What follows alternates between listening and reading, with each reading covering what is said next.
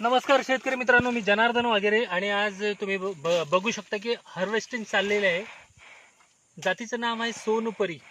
बेगमपल्ली आणि हापूस यांचा cross combination करून आपण 4 झाडं लावली होती प्रायोगिक तत्वावर.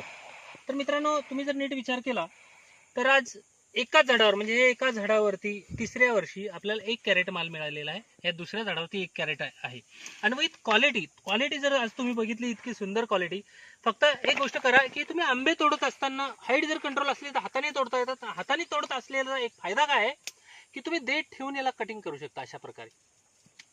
हे बघा, याचा फायदा काय आहे की जर तुमचा इथून तुटला देठ तर त्याच्यातून चीक निघतो आणि पूर्ण डॅमेज होते आणि क्वालिटी खराब होते. परंतु आपण इतका 1 इंचाचा एवढा देठ ठेवल्यामुळे कुठल्याही प्रकारचा चीक पडत नाही, क्वालिटी एकदम बेस्ट येते. भविष्यातलं आपल्याला हापूसला टक्कर देण्यासाठी आपण ही तयारी करताय. आता माझा विरोध नाही हापूसला. हापूस हा उत्कृष्ट आहे, राजा आहे, किंग आहे, परंतु तो सगळीकडे येत नाही मित्रांनो.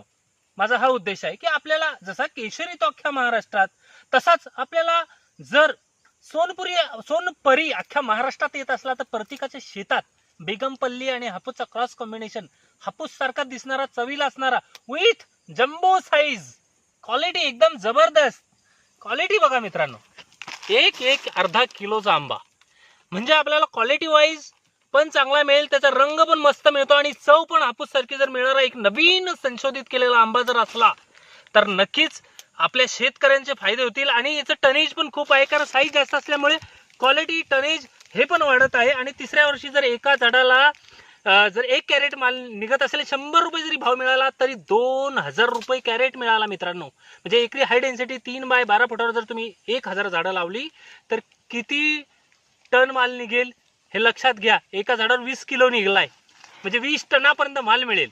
आणि 20 टनाचा जर माल 100 रुपये किलोने गेला तर किती झाले? 20 लाख रुपये झाले. मी 20 लाखाची अपेक्षाच करत नाही, आपल्याला 2.5 ते 3 लाख घर बसल्या मिळावे हा माझा उद्देश आहे. आणि शेतकरी आत्महत्या मुक्त महाराष्ट्र याच्यासाठी जो माझा प्रयत्न आहे तो नक्कीच माझा सफल होईल, याच्यासाठी हा माझा प्रयत्न राहतो. आणि अशाच प्रकारे तुम्ही शेती करा आणि चांगलं उत्पन्न मिळवा, हा माझा उद्देश सफल होईल.